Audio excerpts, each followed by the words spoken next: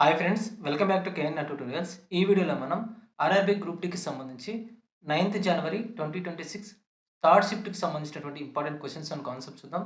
ఎవరైనా మన ఛానెల్‌ని కొత్తగా చూస్తున్నట్లయితే ఛానెల్ సబ్స్క్రైబ్ చేసుకొని వీడియోని లైక్ చేయండి. అదే విధంగా నేను ఈ వీడియోకి 500 లైక్స్ అనేవి టార్గెట్ ఇస్తున్నాను. తప్పకుండా ఈ టార్గెట్ అనేది కంప్లీట్ చేయండి.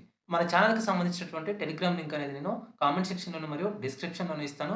తప్పకుండా జాయిన్ అవ్వండి. ఫస్ట్ క్వెషన్ చూడండి. 2025లో పద్మవిభూషణ్ పురస్కారంతో ఏ మాజీ న్యాయమూర్తిని సత్కరించారు? Which former judge was honoured with the Padma Vibhushan in 2025? అంటే మనకి option B justice Jagdish Singh Kehar. Justice Jagdish Singh కేహార్‌ను 2025లో పద్మవిభూషణ్ పురస్కారంతో సత్కరించడం జరిగింది. జస్టిస్ జగదీష్ సింగ్ కేహార్ 44వ ప్రధాన న్యాయమూర్తిగా పనిచేయడం జరిగింది. ప్రధాన న్యాయమూర్తిగా పనిచేసినటువంటి భారతదేశానికి ప్రధాన న్యాయమూర్తిగా పనిచేసినటువంటి మొట్టమొదటి సిక్కుగా ఆయన రికార్డు సృష్టించారు. సో ఇక్కడ ప్రజా వ్యవహారాల విషయంలో భారతదేశంలోనే రెండవ అత్యున్నత పురస్కారమైన పద్మవిభూషణ్‌ను ఇవ్వడం జరిగింది. సో ఆప్షన్ బి అనేది మనకి కరెక్ట్ ఆన్సర్ అవుతుంది. నెక్స్ట్ క్వెషన్ చూడండి. యుఎన్‌డిపి మానవ అభివృద్ధి సూచిక 2025లో భారతదేశం యొక్క ర్యాంక్ ఎంత? What was India's rank in the UNDP human development index 2025? అంటే భారతదేశం యొక్క ర్యాంక్ ఎంత అంటే యుఎన్‌డిపికి సంబంధించి 2025లో భారత్ యొక్క ర్యాంక్ ఎంత అంటే 130th ర్యాంక్. భారత్ యొక్క ర్యాంక్ ఎంత అంటే 130th ర్యాంక్.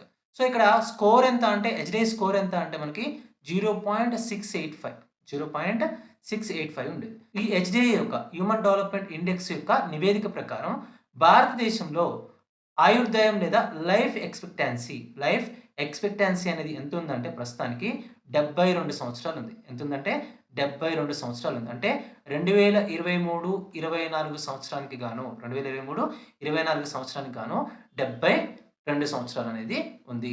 అదే విధంగా 1990లో దీన్ని చూసుకున్నట్లయితే 1990లో ఇది మనకి 58.6 సంవత్సరాలు మాత్రమే ఉంది. ఓకేనా? సో లైఫ్ ఎక్స్‌పెక్టెన్సీ లేదా ఆయుర్దాయం అనేది 2023, 24లో 72 సంవత్సరాలు. అదే విధంగా 1990లో 58.6 సంవత్సరాలు మాత్రమే ఉంది. సో ఆప్షన్ బి అనేది మనకి కరెక్ట్ ఆన్సర్ అవుతుంది. నెక్స్ట్ క్వెషన్ చూడండి. జూన్ 2025లో నాటో శిఖరాగ్ర సమావేశం ఎక్కడ జరిగింది? Where was the NATO summit held in June 2025? అంటే మనకి నెదర్లాండ్‌లో ఉన్నటువంటి ది హేగ్ నగరంలో జరిగింది. నెదర్లాండ్‌లో ఉన్నటువంటి ది హేగ్ నగరంలో మనకి 2025లో జూన్ 24 నుంచి 25 వరకు జూన్ 24 నుంచి 25 వరకు నాటో యొక్క శిఖరాగ్ర సమావేశం అనేది జరిగింది. సో దీంట్లో మనకి ఎవరు నాయకత్వం వహించారంటే ఈ సమావేశానికి ఎవరు నాయకత్వం వహించారంటే నెదర్లాండ్ యొక్క మాజీ ప్రధాని అదే విధంగా నాటో యొక్క సెక్రటరీ జనరల్ అయినటువంటి మార్క్ రుటే దీనికి నాయకత్వం వహించడం జరిగింది. ఇందులో ఈ నాటో యొక్క శిఖరాగ్ర సమావేశంలో ఏం నిర్ణయించారంటే అన్ని దేశాలు కూడా తమ యొక్క జీడీపీలో 5% రక్షణ రంగానికి కేటాయించాలని లక్ష్యంగా పెట్టుకోవడం జరిగింది. సో నాటో యొక్క తదుపరి శిఖరాగ్ర సమావేశం నాటో యొక్క నెక్స్ట్ సమావేశం అనేది ఎక్కడ జరగనుందంటే 2026లో టర్కీలో జరగనుంది. సో ఆప్షన్ సి అనేది మనకి కరెక్ట్ ఆన్సర్ అవుతుంది. సంక్రాంతి ఫెస్టివల్ సందర్భంగా మన కేఎన్ఆర్ ట్యూటోరియల్స్ యాప్‌లో ఉన్నటువంటి అన్ని కోర్సెస్ పైన బిగ్గెస్ట్ ఆఫర్ అనేది ఇవ్వడం జరుగుతుంది. సో అన్ని కోర్సెస్‌ని కూడా మనం కేవలం 199 రూపీస్‌కే ప్రొవైడ్ చేస్తున్నాం. RRB group D full course 199 rupees, NTPC CBT1 and CBT2 full course 199 rupees, APSIPC 199 rupees, TGSIPC full course 199 rupees, RRB group D test series 199 rupees, YouTube classes PDF 49 rupees, APPSC group 2 full course 499 rupees, APPSC group 1 prelims full course 499 రూపీస్‌కి మనం provide చేస్తున్నాం. So ఈ offer అనేది కేవలం 48 hours మాత్రమే అవైలబుల్‌గా ఉంటుంది. 500 స్టూడెంట్స్‌కి మాత్రమే అందుబాటులో ఉంటుంది. సో వెంటనే ప్లే స్టోర్ నుంచి కేఎన్ఆర్ ట్యూటోరియల్స్ అనే యాప్‌ని డౌన్లోడ్ చేసుకొని మీరు ఈ ఆఫర్స్‌ని అవైల్ చేసుకోవచ్చు.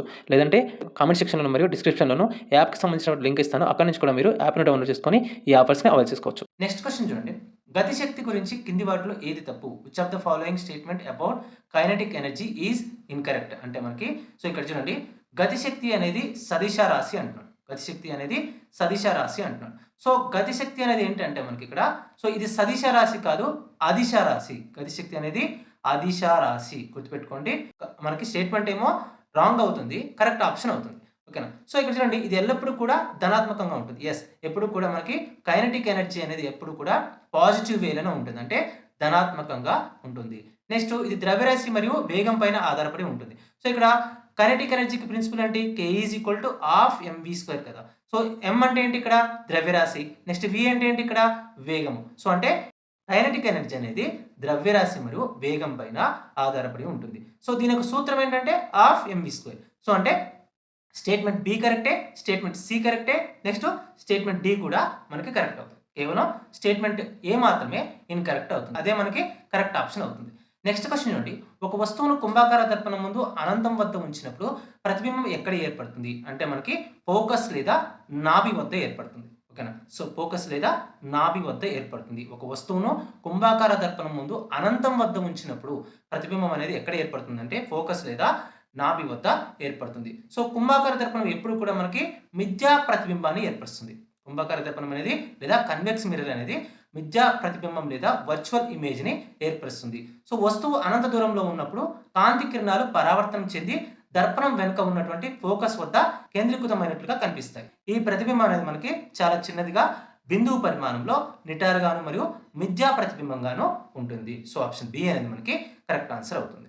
నెక్స్ట్ క్వశ్చన్ చూడండి, ఒక వస్తువును పుటాకార దర్పణం యొక్క ఫోకస్ వద్ద ఉంచినప్పుడు ప్రతిబింబం ఎక్కడ ఏర్పడుతుంది అంటే మనకి అనంతం లేదా ఇన్ఫినిటీ వద్ద ఏర్పడుతుంది. ఒక వస్తువును పుటాకార దర్పణం యొక్క ఫోకస్ వద్ద ఉంచినప్పుడు దాని యొక్క ప్రతిబింబం అనేది మనకి అనంతం వద్ద లేదా ఇన్ఫినిటీ వద్ద ఏర్పడుతుంది. ఓకేనా, ఆప్షన్ సి అనేది మనకి కరెక్ట్ ఆన్సర్ అవుతుంది. సో ఇక్కడ పుటాకార దర్పణంలో వస్తువును ఖచ్చితంగా ఫోకస్ పాయింట్ మీద పెడితే, ఖచ్చితంగా ఫోకస్ పాయింట్ మీద కనుక పెట్టినట్లయితే పరావర్తనం చెందినటువంటి కాంతి కిరణాలు అనేవి ఒకదానికొకటి సమాంతరంగా ప్రయాణిస్తాయి. సో ఇవి ఎక్కడ కూడా కలవవు. ఓకేనా, సో ఎక్కడ కూడా మనకి మెర్జ్ అవ్వవు. కాబట్టి ప్రతిబింబం అనేది మనకి అనంతం వద్ద ఏర్పడుతుందని మనం చెప్తాం. ఈ ప్రతిబింబం అనేది మనకి నిజమైనది గాను, తలక్రిందులు అనేది గాను మరియు వస్తువు కంటే కూడా చాలా రెట్లు పెద్దదిగాను ఉంటుంది. సో ఆప్షన్ సి అనేది మనకి కరెక్ట్ ఆప్షన్ అవుతుంది. నెక్స్ట్ క్వశ్చన్ చూడండి, సోడియం హైడ్రాక్సైడ్ కి సంబంధించి సరైన వాక్యాన్ని గుర్తించండి. Consider the statements regarding sodium hydroxide అంటే మనకి, సో ఇక్కడ స్టేట్మెంట్ 1 చూడండి, ఇది బలమైనటువంటి క్షారం. ఎస్, ఎందుకంటే మనకి ఇక్కడ దీని యొక్క పిహెచ్ వాల్యూ అనేది మనకి 13 నుంచి 14 వరకు ఉంటుంది. ఎప్పుడైనా పిహెచ్ అనేది 7 ఉంది అనుకోండి, అది తటస్థం అంటాం. పిహెచ్ అనేది గ్రేటర్ దెన్ 7 ఉంటే, పిహెచ్ అనేది గ్రేటర్ దెన్ 7 ఉంటే దాన్ని క్షారం అంటాం. లేదు పిహెచ్ అనేది మనకి లెస్ దెన్ 7 ఉన్నట్లయితే దాన్ని ఆమ్లం అంటాం. సో ఇక్కడ 13 to 14 అంటే పిహెచ్ అనేది గ్రేటర్ దెన్ 7 ఉన్నట్టు, అంటే ఇది క్షారం అని చెప్తాం. దీని యొక్క పిహెచ్ విలువ అనేది 7 కంటే తక్కువగా ఉంటుంది. సో ఇది మనకి రాంగ్, ఈ స్టేట్మెంట్ రాంగ్. ఎందుకంటే ఇక్కడ NaOH అనేది మనకి క్షారం కాబట్టి దాని యొక్క పిహెచ్ అనేది 7 కంటే ఎక్కువ ఉండాలి, తక్కువ ఉండదు. ఓకేనా, స్టేట్మెంట్ 2 అనేది మనకి రాంగ్ అవుతుంది. కేవలం స్టేట్మెంట్ 1 మాత్రమే మనకి కరెక్ట్ అవుతుంది. పొటెన్షియల్ భేదాన్ని లెక్కించే సూత్రం ఏమిటి?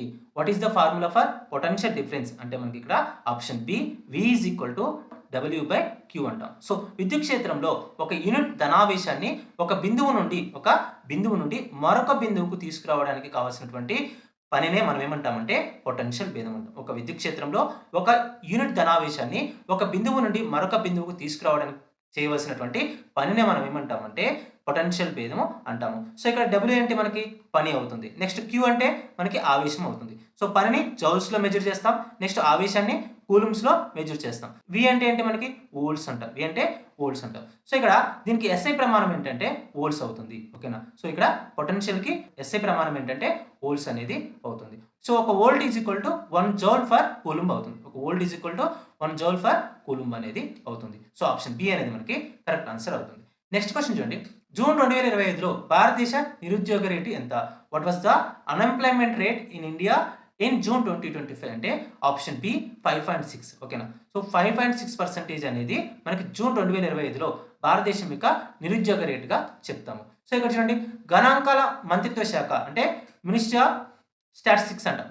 గణాంకాల మంత్రిత్వ శాఖ యొక్క డేటా ప్రకారం జూన్ 2025లో భారతదేశం యొక్క మొత్తం నిరుద్యోగిత రేటు ఎంత అంటే, లేదా అన్ఎంప్లాయ్మెంట్ రేట్ ఎంత అంటే 5.6%గా ఉంటుంది. సో ఆప్షన్ బి అనేది మనకి కరెక్ట్ ఆన్సర్ అవుతుంది.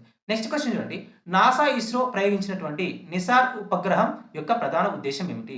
What is the main purpose of the Nisar satellite launched by NASA ISRO అంటే మనకి ఇక్కడ సో ఆప్షన్ సి అనేది కరెక్ట్ ఆన్సర్ అవుతుంది. సో ఎర్త్ అబ్జర్వేషన్ కోసం అంటే మనకి భూమిని అబ్జర్వ్ చేయడం కోసం నాసా ఇస్రో కలిసి మనకి నిసార్ అనేటటువంటి ఉపగ్రహాన్ని ప్రయోగించడం జరిగింది. ఎర్త్ అబ్జర్వేషన్ లేదా పృథ్వీ యొక్క పరిశీలన కోసం దీన్ని ప్రయోగించడం జరిగింది. సో ఇక్కడ ఎవరెవరు పంపించారంటే నాసా మరియు ఇస్రో యొక్క సంయుక్త ప్రాజెక్టుగా మనం చెప్తాం. సో ఇందులో 2 రకాల పౌనపున్యాలు ఉంటాయి. సో ఈ ఉపగ్రహంలో 2 రకాల పౌనపున్యాలు ఉంటాయి. ఒకటి L బ్యాండ్, నెక్స్ట్ ఇంకొకటి S బ్యాండ్. ఈ 2 రకాల పౌనపున్యాలు అనేవి ఉంటాయి. సో నెక్స్ట్ ఇది మేఘాలు ఉన్నప్పుడును, నెక్స్ట్ మేఘాలు లేనప్పుడును, అదేవిధంగా పగటి వేళ మరియు రాత్రి వేళలో కూడా ఇది భూమిని ఫోటోలు తీయగలదు. అంటే భూకంపాలు కానివ్వండి, వ్యవసాయానికి సంబంధించి కానివ్వండి, మంచు కరగడానికి సంబంధించి కానివ్వండి, సో వాతావరణ మార్పులకు సంబంధించి అధ్యయనం చేయడానికి ఇది శ్రీహరికోటకు సమాచారాన్ని పంపిస్తుంది. విశ్వ గురుత్వాకర్షణ స్థిరాంకం యొక్క SI ప్రమాణం ఏమిటి? What is the SI unit of the universal gravitation constant? G అంటే మనకి ఇక్కడ newton metre square per KG square, newton metre square per kilogram square అనేది మనకి ఏంటంటే విశ్వ గురుత్వాకర్షణ స్థిరాంకం యొక్క SI ప్రమాణంగా చెప్తాము. సో ఆప్షన్ బి అనేది మనకి కరెక్ట్ ఆప్షన్ అవుతుంది. నెక్స్ట్ క్వశ్చన్ చూడండి, అల్యూమినియం ఆక్సైడ్ యొక్క రసాయన సూత్రం ఏమిటి? What is the chemical formula of aluminium oxide అంటే సో ఎప్పుడు కూడా Al2O3 ఇక్కడ. సో అల్యూమినియం ఆక్సైడ్ యొక్క రసాయన సూత్రం లేదా రసాయన ఫార్ములా ఏంటంటే Al2O3 అంటాం. దీన్ని మనం ఏమంటామంటే అల్యూమినా అంటాం. దీన్ని మనం అల్యూమినా అంటాం. ఇది మనకి అల్యూమినియం యొక్క ధాతువుగా చెప్తాం. దీన్ని మనం అల్యూమినియం యొక్క ధాతువు లేదా ఓర్గా చెప్తాము. సో ఆప్షన్ సి అనేది మనకి కరెక్ట్ ఆప్షన్ అవుతుంది. నెక్స్ట్ క్వశ్చన్ చూడండి, మొక్కల్లో ఫలదీకరణం తర్వాత రాలిపోయే భాగాలు ఏవి? Which parts of the plant fall of after fertilisation అంటే మనకి ఇక్కడ రేకులు లేదా పెటల్స్, రక్షక పత్రాలు, నెక్స్ట్ కేసరాలు, ఇవన్నీ కూడా మనకి ఇక్కడ మొక్కలో ఫలదీకరణం జరిగిన తర్వాత రాలిపోతాయి. సో ఓకేనా. సో ఆప్షన్ డి అనేది మనకి కరెక్ట్ ఆప్షన్ అవుతుంది. సో పువ్వులో ఫలదీకరణం జరిగిన తర్వాత విత్తనం మరియు పండు ఏర్పడడం మొదలవుతుంది. ఈ సమయంలో ఏమవుతుందంటే అండాశయం పండుగా మారుతుంది, అదేవిధంగా అండాలు అనేవి విత్తనాలుగా మారుతాయి. సో ఇక మిగిలినటువంటి ఆకర్షణ పత్రాలు కానివ్వండి, రక్షక పత్రాలు కానివ్వండి, అదేవిధంగా పురుష జ్ఞానేంద్రియాలు కానివ్వండి ఎండిపోయి రాలిపోతాయి. సో ఆప్షన్ డి అనేది మనకి కరెక్ట్ ఆప్షన్ అవుతుంది. నెక్స్ట్ క్వశ్చన్ చూడండి, ద్రవాలకు సంబంధించి సరైన వాక్యం ఏది? Which statement is correct regarding properties of liquids అంటే మనకి ఇక్కడ చూడండి, సో స్థిరమైనటువంటి ఆకారం మరియు స్థిరమైనటువంటి ఘనపరిమాణం. సో ఎప్పుడు కూడా నీటికి స్థిరమైనటువంటి ఆకారం అనేది ఉండదు, కానీ స్థిరమైనటువంటి ఘనపరిమాణం అనేది ఉంటుంది. సో మనకి ఈ స్టేట్మెంట్ అనేది రాంగ్ అవుతుంది. నెక్స్ట్ స్టేట్మెంట్ చూడండి, అనిశ్చిత ఆకారం మరియు అనిశ్చిత ఘనపరిమాణం. సో ఇక్కడ అనిశ్చిత ఆకారం ఉంటుంది కానీ నిశ్చిత ఘనపరిమాణం అనేది ఉంటుంది, అనిశ్చితి కాదు. ఓకేనా, ఈ స్టేట్మెంట్ కూడా మనకి రాంగ్ అవుతుంది. నెక్స్ట్ సి చూడండి, స్థిరమైనటువంటి ఘనపరిమాణం కానీ అనిశ్చిత ఆకారం. సో ఇది మనకి కరెక్ట్ అవుతుంది. నీటికి ఎప్పుడైనా కూడా స్థిరమైనటువంటి ఘనపరిమాణం ఉంటుంది కానీ అనిశ్చిత ఆకారం అనేది ఉంటుంది, అంటే ఫిక్స్డ్ వాల్యూమ్ ఉంటుంది బట్ ఇండెఫినెట్ షేప్ అనేది ఉంటుంది. సో ఆప్షన్ సి అనేది మనకి కరెక్ట్ ఆప్షన్ అవుతుంది. నెక్స్ట్ క్వశ్చన్ చూడండి, కింది వాటిలో జీవ విచ్ఛిన్నం చెందిన పదార్థం ఏది? Which of the following substance is not biodegradable అంటే మనకి ఆప్షన్ సి ప్లాస్టిక్ అనేది మనకి నాన్ బయోడిగ్రేడబుల్. ఓకేనా, సో కింది వాటిలో ఏది జీవ విచ్ఛిన్నం చెందినటువంటి పదార్థం అంటే ప్లాస్టిక్ అనేది మనకి జీవ విచ్ఛిన్నం చెందినటువంటి పదార్థంగా చెప్తాం. సో ఆప్షన్ సి అనేది మనకి కరెక్ట్ ఆప్షన్ అవుతుంది. సో ఇక్కడ చూడండి, బ్యాక్టీరియాలు లేదా శిలీంధ్రాల వంటి సూక్ష్మజీవుల ద్వారా కుళ్ళిపోయేటటువంటి పదార్థాలని మనం ఏమంటామంటే బయోడిగ్రేడబుల్ లేదా జీవ విచ్ఛిన్నం చెందేటటువంటి పదార్థాలు అంటాం. ఉదాహరణకు కాగితం కానివ్వండి, చెక్క కానివ్వండి, పండ్లు కానివ్వండి, ఇవన్నీ కూడా జీవ విచ్ఛిన్నం చెందేటటువంటి పదార్థాలు లేదా బయోడిగ్రేడబుల్ పదార్థాలు అంటాం. కానీ ప్లాస్టిక్ విషయానికి వచ్చినప్పుడు ఇదేంటంటే మనకి కృత్రిమ పాలిమర్ అని చెప్తాం. ఇది వందల సంవత్సరాలైనా కూడా కుళ్ళిపోకుండా మట్టిలో అలాగే ఉంటుంది. అందుకే దీన్ని మనం ఏమంటామంటే నాన్ బయోడిగ్రేడబుల్ లేదా జీవ విచ్ఛిన్నం కానటువంటి పదార్థాలు అని చెప్తాము. సో ఆప్షన్ సి అనేది మనకి కరెక్ట్ ఆప్షన్ అవుతుంది. నెక్స్ట్ క్వశ్చన్ చూడండి, ఆగస్టు 2025 నుండి అంతర్జాతీయ ద్రవ్యనిధిలో భారతదేశ ఎగ్జిక్యూటివ్ డైరెక్టర్గా ఎవరు నియమితులయ్యారు? Who has been appointed as the executive director for India at the IMF from August 2025 అంటే మనకి ఇక్కడ ఆప్షన్ బి ఉర్జిత్ పటేల్ గారు ఆగస్ట్ 2025 నుండి అంతర్జాతీయ ద్రవ్యనిధిలో భారతదేశం యొక్క ఎగ్జిక్యూటివ్ డైరెక్టర్గా నియమితులవడం జరిగింది. సో ఆప్షన్ బి అనేది మనకి కరెక్ట్ ఆప్షన్ అవుతుంది. నెక్స్ట్ క్వశ్చన్ చూడండి, మైక్రోస్కోప్ కింద ఉల్లిపాయ పొరను గమనించినప్పుడు ఏ విధంగా కనిపిస్తుంది? What is observed when an onion peel is viewed under A microscope అంటే మనకి ఇక్కడ సో కణం యొక్క నిర్మాణం అనేది కనిపిస్తుంది లేదా సెల్యులర్ స్ట్రక్చర్ అనేది కనిపిస్తుంది. మైక్రోస్కోప్ కింద ఉల్లిపాయ పొరను ఉంచినప్పుడు మనకి ఏం కనిపిస్తుంది అంటే కణం యొక్క నిర్మాణం లేదా సెల్యులర్ స్ట్రక్చర్ అనేది కనిపిస్తుంది. ఆప్షన్ ఏ అనేది మనకి కరెక్ట్ ఆప్షన్ అవుతుంది. సో ఉల్లిపాయ పొరను మైక్రోస్కోప్లో ఉంచినప్పుడు దానిలో మనకి గోడల వంటి లేదా ఇటుకల వంటి నిర్మాణాలు అనేవి కనిపిస్తాయి. ఓకేనా, సో గోడల్లో ఇటుకల వంటి నిర్మాణాలు అనేవి కనిపిస్తాయి. వీటిని మనం ఏమంటామంటే కణాలు అంటాం. ప్రతి కణంలో కూడా స్పష్టమైనటువంటి కనకవచం ఉంటుంది, దాన్ని మనం సెల్ వాల్ అంటాం. మధ్యలో కేంద్రకం ఉంటుంది, దాన్నే న్యూక్లియస్ అంటాం. అదేవిధంగా పెద్ద ఖాళీ ప్రదేశం అనేది ఉంటుంది. దాన్ని మనం రిక్తిక అంటాం. సో ఉల్లిపాయ పొరను సజీవ కణజాలం అని చెప్పడానికి ఇదే నిదర్శనంగా చెప్తాము. సో ఆప్షన్ ఏ అనేది మనకి కరెక్ట్ ఆప్షన్ అవుతుంది. నెక్స్ట్ క్వశ్చన్ చూడండి. జడత్వం మరియు ద్రవ్యరాశి మధ్య సంబంధం ఏమిటి? What is the relation between inertia and mass? అంటే ఇవి రెండు కూడా ప్రత్యక్ష అనుపాతంలో ఉంటాయి. డైరెక్ట్లీ ప్రపోర్షనల్లో ఉంటాయి. సో ఎప్పుడు కూడా జడత్వం అంటే ఇనర్షియా కానివ్వండి లేదా మాస్ కానివ్వండి అంటే ద్రవ్యరాశి కానివ్వండి ఈ రెండు కూడా మనకి ప్రత్యక్ష అనుపాతం లేదా డైరెక్ట్లీ ప్రపోర్షనల్ రిలేషన్లో ఉంటాయి. సో ఇక్కడ చూడండి జడత్వం అంటే ఏంటంటే ఒక వస్తువు తన స్థితిని మార్చుకోకపోవడాన్ని ఏమంటామంటే జడత్వం అంటాం. ఇక్కడ మనకి బరువు లేదా ద్రవ్యరాశి ఎక్కువగా ఉన్నటువంటి వస్తువులు అనేవి కదిలించడం అనేది కష్టం. ఓకేనా? సో బరువు లేదా ద్రవ్యరాశి ఎక్కువగా ఉన్నటువంటి వస్తువులను కదిలించడం అనేది కష్టంగా ఉంటుంది. సో బరువు లేదా ద్రవ్యరాశి తక్కువ ఉందనుకోండి, ద్రవ్యరాశి తక్కువ ఉంటే మనం కదిలించడం అనేది ఈజీగా ఉంటుంది. ద్రవ్యరాశి ఎక్కువగా ఉందనుకోండి కదిలించడానికి కష్టపడాల్సి ఉంటుంది. అంటే ద్రవ్యరాశి పెరిగితే మనకేం పెరుగుతుందంటే జడత్వం అనేది పెరుగుతుంది. అందుకే ద్రవ్యరాశి అనేది జడత్వానికి కొలమానం అని చెప్తాము. సో అవి రెండు కూడా అనులోమానుపాతంలో ఉంటాయి. ఎప్పుడు కూడా ఇనర్షియా పెరిగింది అనుకోండి దాని యొక్క ద్రవ్యరాశి పెరుగుతుంది, లేదా ద్రవ్యరాశి పెరిగితే ఇనర్షియా పెరుగుతుంది. ఈ రెండు కూడా మనకి అనులోమానుపాతంలో ఉంటాయి. సో ఆప్షన్ బి అనేది మనకి కరెక్ట్ ఆప్షన్ అవుతుంది. నెక్స్ట్ క్వశ్చన్ ఏంటి? సమ్మేళనాలు అంటే ఏమిటి? What are compounds? రెండు లేదా అంతకంటే ఎక్కువ మూలకాలు రసాయనికంగా నిర్దిష్ట నిష్పత్తిలో కలిస్తే ఏర్పడే వాటిని మనం ఏమంటామంటే సమ్మేళనాలు అంటాం. రెండు లేదా అంతకంటే ఎక్కువ మూలకాలు రసాయనికంగా నిర్దిష్ట నిష్పత్తిలో ఏర్పడినట్లయితే వాటిని మనం ఏమంటామంటే సమ్మేళనాలు లేదా కాంపౌండ్స్ అంటాం. ఫర్ ఎగ్జాంపుల్ మీరు ఇక్కడ ఒక హైడ్రోజన్ మరియు ఆక్సిజన్ కలిసి మనకి H2 అనేది ఏర్పడుతుంది. సో ఇక్కడ హైడ్రోజన్ అనేది ఒక నిష్పత్తిలోను అదేవిధంగా ఆక్సిజన్ అనేది 8 నిష్పత్తుల్లోనూ కలిస్తే మనకి ఏం ఏర్పడుతుందంటే H2 అనేది ఏర్పడుతుంది. అంటే రెండు లేదా అంతకంటే ఎక్కువ మూలకాలు అనేవి నిర్దిష్టమైనటువంటి నిష్పత్తిలో కలిసి ఏర్పరిచేటటువంటి పదార్థాలను మనం ఏమంటామంటే సమ్మేళనాలు లేదా కాంపౌండ్స్ అంటాము. నెక్స్ట్ క్వశ్చన్ అండి.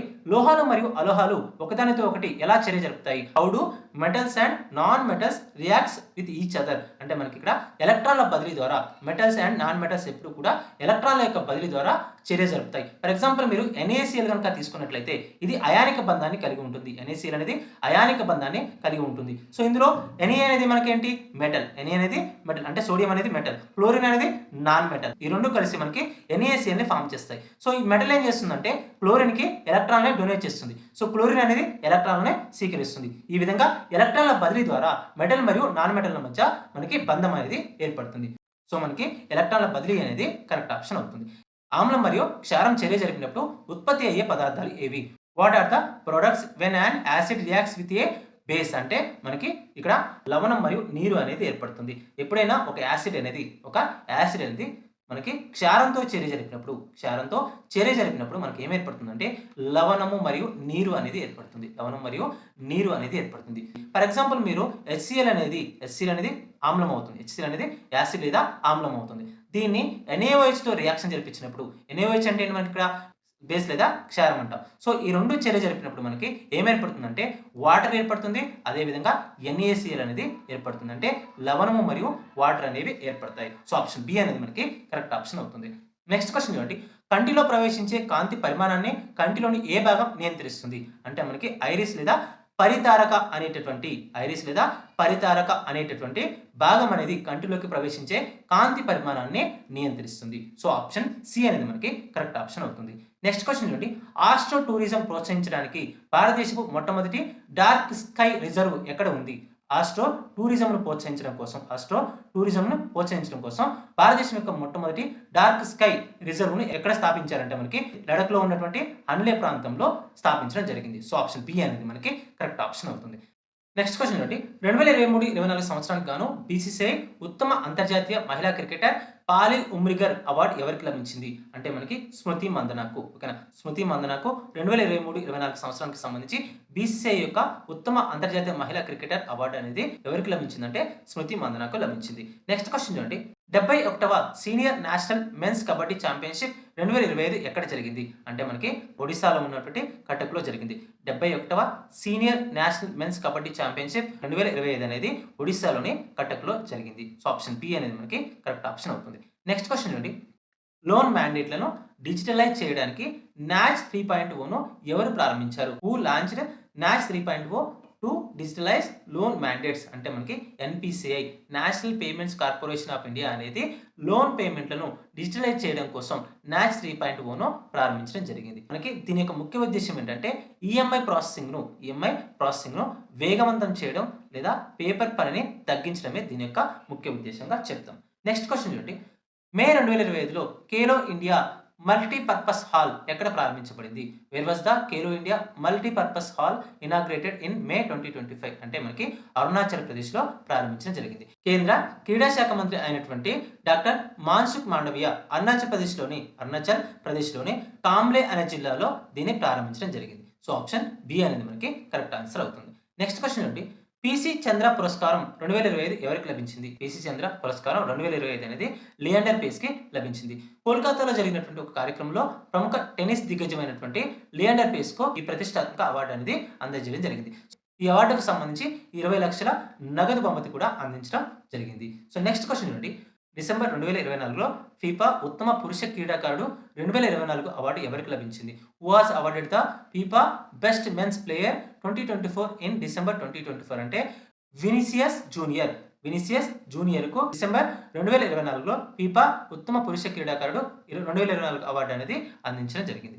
ఖతార్లోని దోహాలో జరిగినటువంటి ఒక కార్యక్రమంలో ఈ అవార్డు ప్రదానోత్సవం అనేది జరిగింది. బ్రెజిల్ మరియు రియల్ మాడ్రిడ్ క్లబ్లకు ఆడేటటువంటి స్టార్ ఫుట్బాల్ ఆటగాడు అయినటువంటి వినిసియస్ జూనియర్ ఈ అవార్డును గెలుచుకోవడం జరిగింది. మహిళల విభాగంలో బార్సిలోనాకు చెందినటువంటి ఐతానా పోన్మాటికి ఉత్తమ క్రీడాకారిణి అవార్డు అనేది ఇవ్వడం జరిగింది. నెక్స్ట్ క్వశ్చన్ అండి.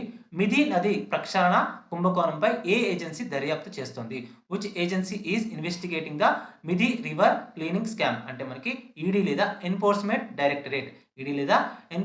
డైరెక్టరేట్ అనేది మిథి నది ప్రక్షాళన కుంభకోణం పైన దర్యాప్తు చేస్తుంది. ముంబైలోని మిథి నదిలో పుడికెత్తిత మరియు శుభ్రపరిచే పనుల్లో జరిగినటువంటి అవకతవకలపైన ఈడీ అనేది దర్యాప్తు చేస్తుంది. సో ఇవి మనకి జనవరి 9th థర్డ్ షిఫ్ట్లో అడిగినటువంటి ఇంపార్టెంట్ క్వశ్చన్స్ అండ్ కాన్సెప్ట్స్. ఎవరైనా మన ఛానల్ కొత్తగా చూస్తున్నట్లయితే ఛానల్ సబ్స్క్రైబ్ చేసుకొని వీడియోని లైక్ చేయండి. అదేవిధంగా నేను ఈ వీడియోకి 500 లైక్స్ అని టార్గెట్ ఇస్తున్నాను. తప్పకుండా ఈ టార్గెట్ అనేది కంప్లీట్ చేయండి. మరొక వీడియోలో మరొక ఇంట్రెస్టింగ్ అప్డేట్తో మళ్ళీ కలుసుకుందాం. అంతవరకు సెలవు. జై హింద్.